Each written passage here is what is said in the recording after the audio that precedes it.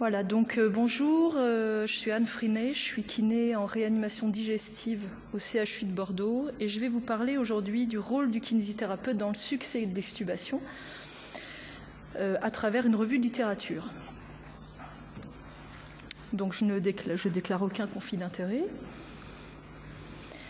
Donc tout d'abord, je voulais rappeler le référentiel des compétences et aptitudes du kiné de Réa, qui permet au kiné aujourd'hui de participer au sevrage de la ventilation mécanique et participer aussi au geste de l'extubation. La kiné et l'extubation, donc il y a beaucoup de choses à dire, on va le voir ensemble. Le sevrage, je ne l'ai pas traité, puisque ça a été traité avant. Par contre, la partie avant extubation, donc avec une évaluation du kinésithérapeute, une kinésithérapie avant extubation, le geste de l'extubation et ensuite la gestion du post-extubation. La recherche biblio, classique sur les bases de données PubMed, Pedro, Pascal et même Kinédoc, des bases de données de kiné. Mots-clés, je vous ai passé la diapo avec les 150 mots-clés que j'ai utilisés. Les mèches termes de PubMed et j'ai fait cette recherche sur les 20 dernières années. Alors, avant extubation, on a donc deux parties quand même quand on est kinésithérapeute. On évalue et on fait des gestes de kinésithérapie. Alors, avant tout l'évaluation, et là j'ai concentré mon topo sur l'évaluation kiné, donc on va parler notamment du test de fuite, il y avait une question à ce sujet. L'évaluation donc kiné avant extubation, c'est quoi? C'est l'encombrement, la force de tous les sécrétions bronchiques, l'obstruction des voies aériennes supérieures avec le test de fuite et l'évaluation de la déglutition. Ensuite, les interventions kiné avant extubation, c'est le sevrage, on n'y reviendra pas, l'encombrement avec du désencombrement manuel instrumental, un entraînement éventuel des muscles inspirateurs, donc la fonction musculaire et la mobilisation précoce. Alors, l'évaluation, avant tout, donc là, il y a un article intéressant qui mettait en évidence que l'évaluation de l'efficacité de l'atout et de la quantité des sécrétions permettrait d'évaluer l'encombrement post-extubation. Cet article reprenait des études et notamment ce qui concerne la force de toux. Aujourd'hui, on est quand même capable d'évaluer la force de toux en mesurant ce qu'on appelle le cough peak flow. Donc il y a 4 études qui ont été retrouvées sur ce sujet en lien avec une évolution par rapport au succès ou non de l'extubation. Il y a 3 tests connus actuellement, le test de la carte blanche, le débitmètre mécanique ou électronique. Ces 4 études, qu'est-ce qu'elles ont mis en évidence? Elles ont mis en évidence une valeur seuil en fait, de force de toux qui serait prédictive d'un succès de l'extubation. Donc pour Salam, cette valeur serait à 60 litres minutes, pour Smina 60 litres minutes, Beurré plus faible 35 litres minutes et Gao 58,5 litres minutes. Donc on aurait tendance à penser que la valeur, le cut-off, cette valeur limite serait plutôt quand même autour des 60 litres minutes, en sachant qu'il n'y a 4 études, donc c'est une recommandation relativement faible. L'évaluation des sécrétions bronchiques, donc nous en tant que kinésithérapeute, on est quand même à même d'évaluer la quantité de sécrétions bronchiques des patients. Et il y a 3 études qui ont quand même traité de ce sujet, qui font le lien entre les aspirations des sécrétions bronchiques et la corrélation avec le risque d'échec d'extubation.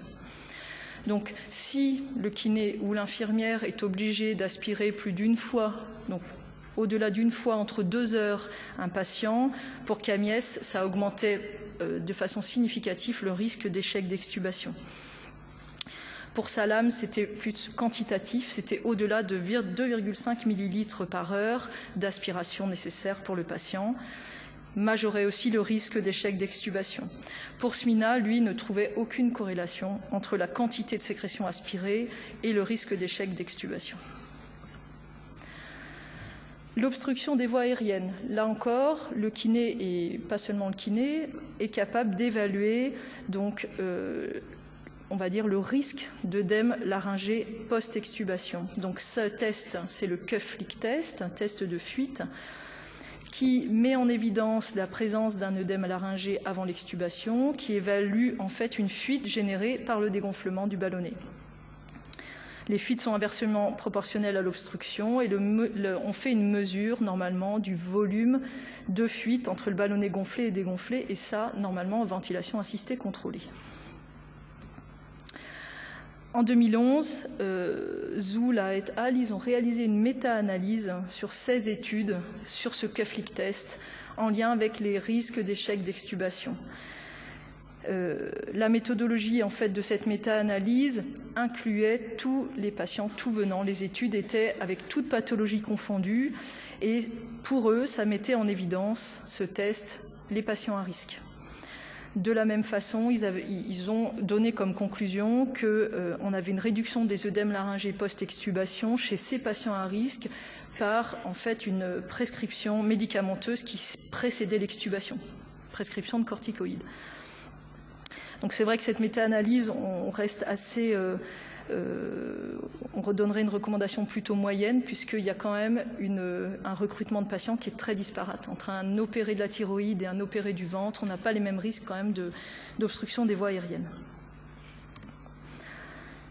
La déglutition et le succès de l'extubation, l'équipe de Colonel, donc une équipe française, ils ont réalisé 3 tests chez des patients intubés et donc ces 3 tests étaient un test de mobilité cervicale, mâchoire, lèvres et langue. Ils ont évalué le réflexe nauséeux et ils ont évalué la déglutition chez patients intubés. Et ils ont donné comme recommandation qu'une mobilité anormale était plutôt prédictive d'un échec d'extubation, que le réflexe nauséeux altéré était prédicteur d'une incapacité à l'atout. Donc nous, en tant que kinésithérapeute, c'est quand même quelque chose d'essentiel de pouvoir évaluer si le patient va pouvoir tousser en post-extubation. Et si la déglutition était altérée, c'était prédicteur d'une nécessité d'aspiration très importante en post-extubation. Coplin, lui, dans son étude, il n'a évalué que le réflexe nauséeux. Il trouvait que c'était une évaluation intéressante, mais que ça n'était pas prédictif d'un échec d'extubation. Donc l'évaluation kiné avant extubation, on a une validation moyenne sur le cuff-link test, sur la force de toux, et faible sur l'encombrement et sur la déglutition. Le kiné, lui, qu'est-ce qu'il peut faire avant l'extubation en termes d'acte kiné ? Eh bien, il peut désencombrer le patient intubé. Donc là, il y a plusieurs études. Je vais mettre un bémol sur ces études puisque ce sont des évaluations. Alors la première étude de Fontune, c'est une étude française, donc c'est l'augmentation du flux expiratoire. Pour les kinés qui sont présents, c'est la technique française. Pour les autres études, c'est une évaluation des techniques plutôt anglophones qu'on utilise moins, nous, aujourd'hui, qui sont vibration, percussion, drainage postural. Donc c'est vrai qu'on peut rester... alors il y a une étude quand même belge qui est aussi sur l'AFE, mais on peut rester assez... moyen dans l'évaluation. Finalement, on voit qu'il y a quand même 3 études sur 4 qui montrent un effet positif du désencombrement chez le patient intubé. Seule la dernière étude ne montre aucune amélioration de ventilation et d'échange gazeux. Le kiné, qu'est-ce qu'il fait aussi ? Il fait les aspirations endotrachéales. Alors évidemment, comme les infirmières, de toute façon, il y a beaucoup d'actes là dont je parle qui sont partagés avec les infirmières des services. Ces aspirations, il y a des recommandations quand même aujourd'hui dans les services de réanimation qui sont normalement non systématiques. La taille de la sonde, et c'est important, le diamètre de la sonde doit faire moins de la moitié du diamètre de la sonde d'intubation pour éviter le dérecrutement des patients. Si vos patients sont hypoxiques, on préoxygène le patient avant l'aspiration. On utilise plutôt des systèmes limitant le dérecrutement, donc des systèmes clos, et on n'instille pas de façon systématique. Et là, j'insiste, puisque c'est quand même parfois une action assez systématique dans le service de réanimation. Aujourd'hui, on a des sondes d'intubation qui sont équipées d'aspiration sous-glottique, et là, ça devient très intéressant. Ça permet quand même de vidanger les sécrétions qui stasent entre la glotte et le ballonnet de la sonde d'intubation. Il y a une revue de littérature de 2011 qui évaluait 13 études contrôlées randomisées, et parmi ces 13 études, 12 montraient une baisse significative des pneumopathies acquises sous ventilation mécanique par cette aspiration sous-glottique. Une baisse aussi significative de la durée d'hospitalisation en soins intensifs et de durée de ventilation. Ça nous intéresse, ça permet de limiter le sevrage ventilatoire. Le kiné, il peut encore agir sur une fonction musculaire. On est kinésithérapeute, on agit sur le muscle, donc on peut entraîner les muscles inspirateurs. Là, il y a plusieurs études, c'est plutôt à la mode. Donc, il y a une revue littérature systématique de 2011 qui analysait trois études contrôlées randomisées, qui montraient une augmentation significative de la force du muscle inspirateur, différence significative sur la durée de sevrage, là ça nous intéresse, et des études ultérieures étaient nécessaires. Évidemment, 3 études contrôlées randomisées, c'est très peu pour donner une recommandation. Une autre revue de littérature de cette année 2013, pareil, avec très peu d'études. 2 études contrôlées randomisées, un cas série, un case report.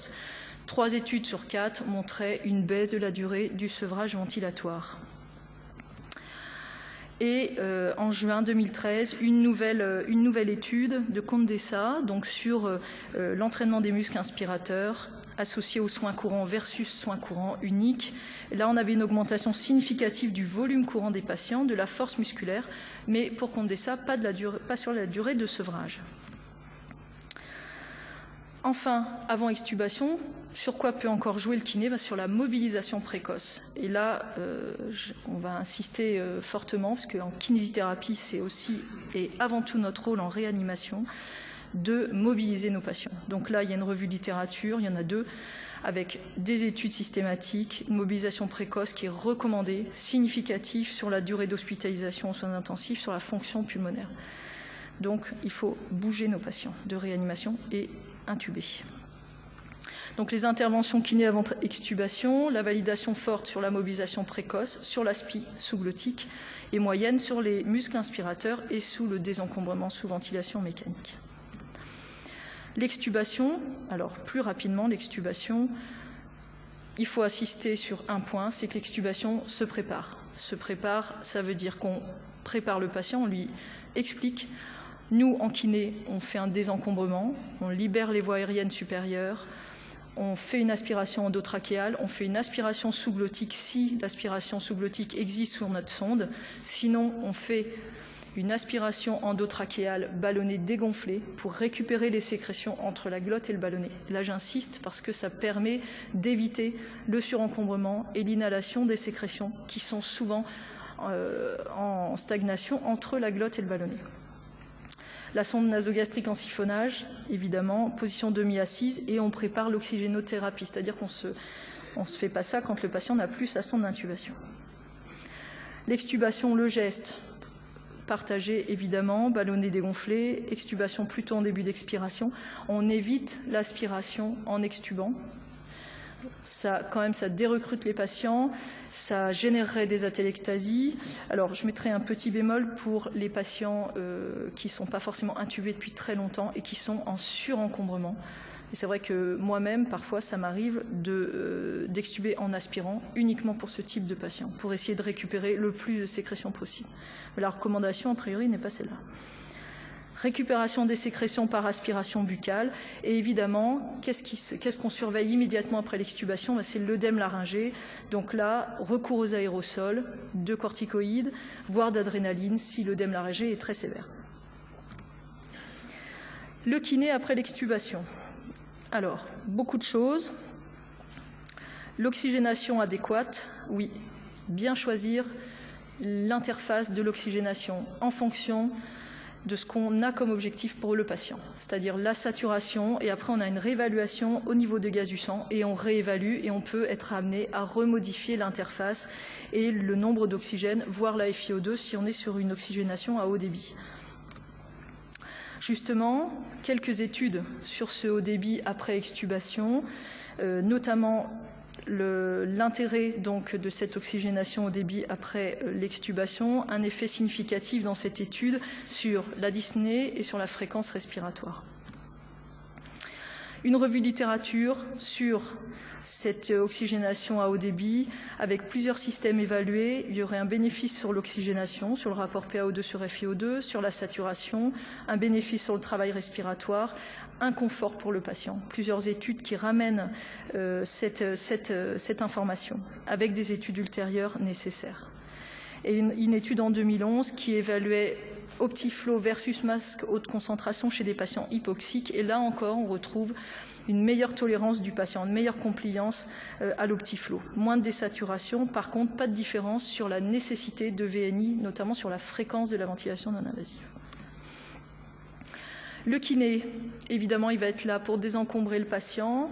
Il va pouvoir s'aider d'aérosols. Donc, là, il y a des recommandations qui ont été exprimées par les journées de kinésithérapie instrumentale de 2000. Donc avec un niveau 1 au niveau de l'aérosol thérapie, à savoir qu'on peut humidifier par le sérum Phi, que les aérosols facilitent le drainage bronchique, mais que l'inverse est aussi vrai, le drainage bronchique peut favoriser la prise d'aérosols, qu'on prescrit corticoïdes si œdème laryngé et adrénaline si œdème laryngé sévère, ça c'est plutôt pour Wittekamp en 2009, et que les mucolytiques doivent être utilisés avec précaution, voire pas du tout. Donc typiquement, le patient sans force de tout, à qui vous faites un aérosol de mucofluidifiant, et puis 2 minutes après, vous l'avez complètement noyé et vous n'êtes dans la capacité que de l'aspirer. Le kiné, technique manuelle de désencombrement, c'est ce qu'on appelle l'augmentation du flux expiratoire. C'est ce que tout le monde peut visualiser quand il imagine le kiné qui désencombre le patient, une main thoracique, une main abdominale. Vous avez tous vu ça. Technique de percussion-vibration, donc la technique plutôt anglophone, invalidée aujourd'hui par la conférence de consensus de kinésithérapie respiratoire de 1994. Sollicitation à la toux ou toux dirigée, on fait tousser le patient au bon moment et on peut associer les postures aux techniques expiratoires. Technique instrumentale, des niveaux de recommandation variables, exprimés par la journée de recherche en kiné instrumentale avec les aspis nasopharyngés, les aspirations nasotrachéales si nécessaire, le désencombrement sous VNI si nécessaire, les PEP systèmes, les percussions intrathoraciques, le percussionnaire, la spirométrie incitative et les aides à la toux, là avec une petite spécificité notamment pour le cough assist, pour les patients neuromusculaires notamment. Un petit point sur la prise en charge des atélectasies qui reste une complication majeure après l'extubation. Aujourd'hui, la fibroscopie n'a quand même pas montré son efficacité par rapport à une kinésithérapie bien menée. Plusieurs auteurs ont mis en évidence. Le positionnement paraît intéressant, enfin a été validé comme étant intéressant sur la prise en charge d'atélectasie pour Stiller. Justement, le positionnement, il permet quoi? L'amélioration du rapport ventilation-perfusion, une baisse du travail respiratoire, un intérêt pour le traitement des atélectasies, on vient de le dire, et un intérêt pour le désencombrement de certains patients si on veut traiter un poumon par rapport à l'autre. La déglutition, après extubation, plusieurs études qui mettent en évidence d'abord que le patient intubé plus de 7 jours, il va normaliser sa déglutition à J7, que les troubles des déglutitions existent avant, pendant et après l'extubation, que les fausses routes peuvent être silencieuses, et c'est un peu le problème, hein, clairement, surtout au liquide, et surtout chez les patients âgés, au-delà de 65 ans. 2 études récentes de match, une étude sur des patients non neurologiques et une autre sur les patients neurologiques. Donc chez les non neurologiques, si la durée de ventilation dépassait 7 jours, il existait une dysphagie moyenne ou sévère. Si la dysphagie était sévère, on avait une augmentation nette du risque de pneumopathie et de mortalité. Chez les patients neurologiques, une étude rétrospective, on avait 93% de patients avec dysphagie et ces dysphagies étaient évidemment augmentées par la durée de ventilation et la présence éventuelle d'une trachéotomie. Enfin, la VNI, quand même un geste essentiel post-extubation, réalisé maintenant de façon relativement courante. Là, on a une méta-analyse de cette année qui a évalué 13 études contrôlées randomisées sur de la VNI prophylactique ou thérapeutique post-extubation. Leurs critères de jugement, c'était la réintubation, la durée de séjour en réa et la durée de séjour à l'hôpital.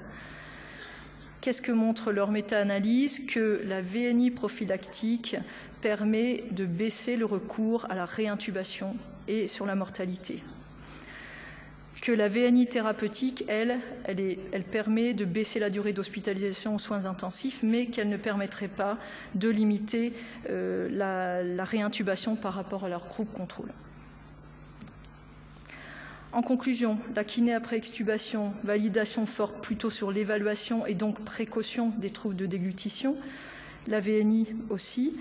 Oxygénation et désencombrement instrumental, une validation moyenne. Positionnement et désencombrement manuel, une validation plutôt faible.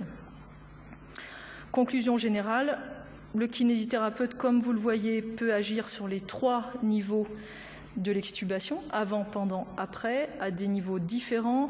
Et je vais répéter ce qu'a dit ma collègue avant, mais évidemment en partenariat.